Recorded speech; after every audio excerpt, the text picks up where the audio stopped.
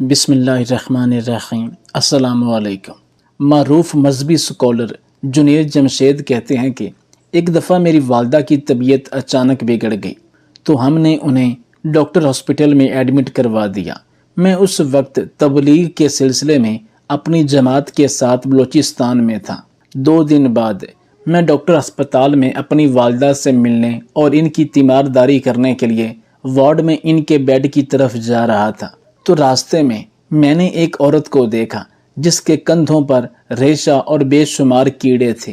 یہ منظر دیکھ کر مجھے گھن بھی آ رہی تھی اور میں توبہ استغفار بھی کر رہا تھا۔ 2 لیڈی ڈاکٹرز اس عورت کے پاس کھڑی صفائی وغیرہ کر رہی تھیں جبکہ یہ چیخ چیخ کر رو رہی تھی۔ یہ دیکھ مجھ سے برداشت نہیں ہو رہا تھا۔ یہ منظر دیکھ کر میرے منہ سے بے ساختہ توبہ استغفار نکل رہا تھا۔ خیر، اپنی والدہ کی تیمارداری کرنے اور ان سے ملنے ملانے کے بعد ڈاکٹر سے ان کی صحت کی مکمل تفصیلات لیں۔ سب کچھ کرنے کے بعد میں اپنی والدہ کے پاؤں دبا رہا تھا تو ان کو نیند آ گئی۔ جب میں نے محسوس کیا کہ میری والدہ اب گہری نیند میں جا چکی ہیں تو میں اس مریضہ عورت کے بیڈ پر جا پہنچا جس کے کندھے پر ریشہ وغیرہ تھا۔ میں اس کے پاس جا بیٹھا اور اس کی اس حالت کے بارے میں پوچھا تو اس کی داستان اور اس کے گناہوں کا سن کر میرے رونگٹے کھڑے ہو گئے۔ اس عورت نے اپنی زندگی کی روداد مجھے کچھ یوں سنائی کہ میرا نام سمینہ ہے۔ میں آج اپنی زندگی کا سب سے بڑا بوجھ اتارنے جا رہی ہوں، وہ بوجھ جو میری زندگی میں موجود ہر دکھ اور پریشانی سے زیادہ بھاری ہے۔ اس وقت میں عمر کے اس حصے میں ہوں جب انسان خود عزت کے ساتھ اپنی آخری آرام گاہ کے لیے دعا کرتا ہے، مگر مجھے تو جینے اور مرنے دونوں سے ڈر لگتا ہے۔ اگر میرا ایک مسلمان گھرانے سے تعلق نہ ہوتا تو میں وصیت کر دیتی کہ مجھے مرنے کے بعد بے شک جلا دیا جائے مگر قبر میں دفنایا نہ جائے، کیونکہ میں نے ایک ایسا ظلم کیا ہے جس کی معافی ممکن نہیں ہے۔ میں نے صوبہ سندھ حیدرآباد کے نہایت امیر گھرانے میں جنم لیا۔ شکل و صورت میں بے مثال اور انمول تھی۔ میری شادی بھی ایسے خاندان میں ہوئی جو دولت اور عزت میں ہم سے زیادہ تھے۔ اللہ تعالیٰ کی رحمتیں ہی رحمتیں تھیں۔ اللہ تعالیٰ نے مجھے 6 بیٹے عطا کیے۔ سسرال میں میری بہت عزت تھی۔ میری ساس مجھے سر آنکھوں پر بٹھاتی تھی۔ مجھے اپنے بچوں میں بلال سب سے پیارا تھا۔ پڑھائی مکمل ہونے کے بعد میرے شوہر نے کاروبار کے سلسلے میں اسے کینیڈا بلا لیا۔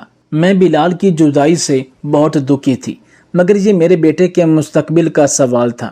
اس مرتبہ جب سردیوں میں بلال کینیڈا سے آیا تو بہت خوش اور نکھرا نکھرا نظر آیا، مگر کبھی کبھی بے چین اور بولتے بولتے خاموش ہو جاتا تھا۔ عجیب بات یہ ہے کہ اس مرتبہ باپ کے اصرار کے باوجود کینیڈا واپس جانے کے موڈ میں نہیں لگ رہا تھا۔ میں اس دن آنگن میں بیٹھی دھوپ سیک رہی تھی۔ میری خاص خادمہ زرجانہ آئی اور رازدارانہ انداز میں بولی، بیگم صاحبہ، بلال صاحب کا کلثوم سے چکر چل رہا ہے۔ یہ بات سنتے ہی مجھے ایسے محسوس ہوا جیسے کسی نے میرے کانوں میں سیسا انڈیل دیا ہو۔ میں نے سوچے سمجھے بغیر اس کے منہ پر تماشا مار دیا۔ کمینی، تیری یہ جرت، مزید بکواس کی تو زبان کاٹ لوں گی۔ میں اسے گالیاں بک رہی تھی، وہ خاموشی سے سر جھکائے کھڑی تھی۔ اسے اپنے پاس کھڑا دیکھ کر مجھے مزید غصہ آیا۔ بے حیا، تو میرے سامنے سے چلی کیوں نہیں جاتی؟ میرے ان الفاظ کے جواب میں اس نے آہستہ سے کہا، مالکن یہ سچ ہے۔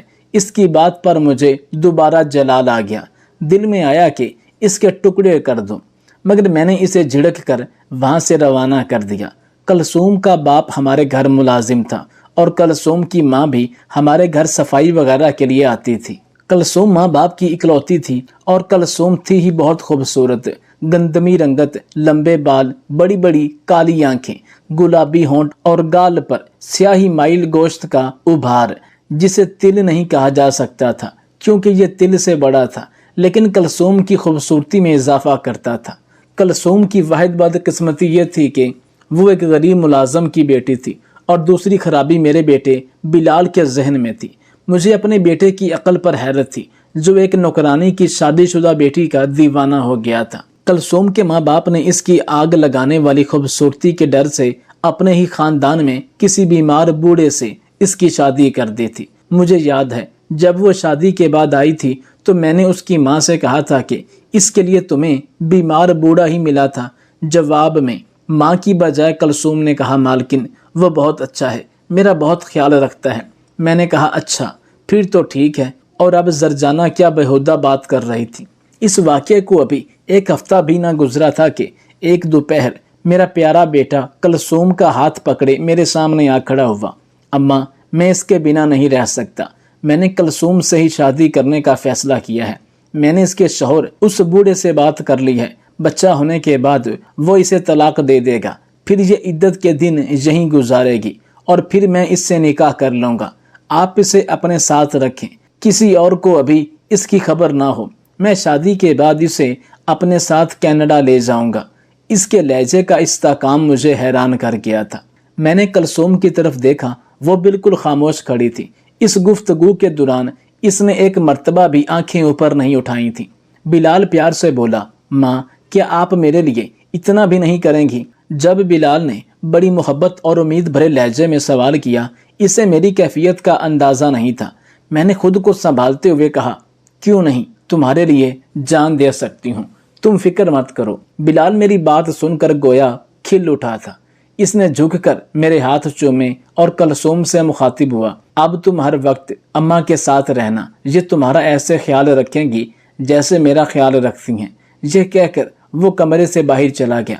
اس کے جانے کے بعد میں نے نفرت کے ساتھ کلثوم کے بالوں کو پکڑ کر جھٹکا دیا اور کہا بدذات، تجھے تھوڑی سی بھی شرم نہیں آئی؟ بے غیرت، تو کیسی عورت ہے؟ وہ تکلیف کے سبب کراہنے لگی اور روتے ہوئے بولی بیگم صاحبہ یہ سب آپ کے بیٹے کا قصور ہے، میں نے تو کبھی اپنے شوہر کے علاوہ کسی مرد کے بارے میں سوچا تک نہیں۔ آپ لوگ بڑے اثر و رسوخ والے ہیں، آپ لوگ جو چاہو کر سکتے ہو۔ بلال صاحب میرے شوہر سے زبردستی طلاق دلوا رہے ہیں۔ میں نے انہیں بتایا بھی تھا کہ میں امید سے ہوں، مگر ان پر کسی بات کا کوئی اثر نہیں ہوا۔ میں بھلا کیا کر سکتی تھی؟ کلثوم کی باتوں سے صاف عیاں تھا کہ اسے اپنے شوہر سے بہت پیار ہے۔ اس بات پر بھی مجھے اپنے بیٹے کی توہین کا احساس ہوا۔ پھر میں نے سوچا کہ یہ فریب کر رہی ہے۔ میں نے اسے جھڑکتے ہوئے کہا چل بدذات، میں تجھے پھر دیکھوں گی۔ میں نے اسے برابر والے کمرے میں جانے کو کہا۔ پھر میں بلال کے پاس گئی اور بلال سے کہنے لگی بیٹا تم سے ایسی بے وقوفی کی امید نہ تھی۔ اس وقت میں تمہیں اس 2 ٹکے کی نوکرانی کے سامنے کچھ نہ کہہ سکی تھی، مگر اب اتنا تو سوچو، اگر تمہارے باپ اور بھائیوں کو معلوم ہوگا تو وہ کیا سوچیں گے؟ بلال کہنے لگا امی جان، بڑے بھائیوں سے میں نے بات کر لی ہے، انہیں کوئی اعتراض نہیں ہے، سب میری خوشی میں خوش ہیں، صرف بابا کو معلوم نہیں ہے۔ انہیں بھی میں کینیڈا جا کر سب کچھ بتانے کی کوشش کروں گا، امید ہے بابا کو بھی کوئی اعتراض نہ ہوگا۔ میں نے غصے میں کہا تمہارا دماغ خراب ہو گیا ہے کیا؟ وہ بدذات ماں بننے والی ہے۔ بلال بولا اماں مجھے سب پتا ہے، میں بچہ پیدا کرنے کے بعد ہی اس کے ساتھ نکاح کروں گا، یہ کوئی بڑی بات نہیں ہے۔ ماں میں اس سے بہت پیار کرنے لگا ہوں، پلیز آپ بھی مان جائیں۔ میں نے کہا تم نے بھائیوں کے سہارے پر اتنا بڑا قدم اٹھایا ہے اور وہ بد نصیب کلثوم تو اپنے شوہر کے لیے آنسو بہا رہی ہے۔ اماں وہ ٹھیک ہو جائے گی، اس بیچاری نے تو ابھی دیکھا ہی کیا ہے، میں اتنی خوشیاں دوں گا کہ وہ سب کچھ بھلا دے گی۔ بلال میرے ہاتھوں کو چومتے ہوئے کہنے لگا میں بالکل بے بس ہوں، میں اس سے بے حد پیار کرتا ہوں۔ اس وقت میں اپنے بیٹے سے ہار گئی تھی اور کلثوم کو اپنے ساتھ رکھنے کی حامی بھر لی تھی، اور ویسے بھی بلال کے 5 بھائی اس کے ساتھ تھے۔ کچھ دنوں بعد میرا بیٹا بلال کینیڈا چلا گیا اور کلثوم میرے ساتھ رہنے لگی۔ میں نے محسوس کیا کہ میرے باقی بیٹے کلثوم کا ایسے خیال رکھتے تھے جیسے وہ واقعی ان کی بھابھی ہو۔ میری بہویں بھی اس کا بہت خیال رکھتی تھی، مگر میں ہر وقت جلتی اور کڑتی رہتی تھی۔ کلثوم کو تکلیف دینے اور اس کی بے عزتی کرنے کا کوئی موقع اپنے ہاتھ سے جانے نہ دیتی تھی۔ ایک رات میری بہو نے میرے کمرے میں آ کر بتایا کہ کلثوم کی طبیعت خراب ہے۔ میں نے نفرت سے کہا تھا زہر دے دو اسے۔ وہ بولی اماں آپ اس سے اس قدر نفرت کیوں کرتی ہیں؟ اس سارے معاملے میں اس بیچاری کا کوئی قصور نہیں ہے، وہ بیچاری ان میں پھنس گئی ہے۔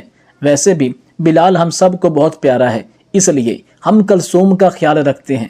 بہتر یہی ہوگا کہ آپ بھی بلال کی خاطر اسے اپنی بہو تسلیم کر لیں۔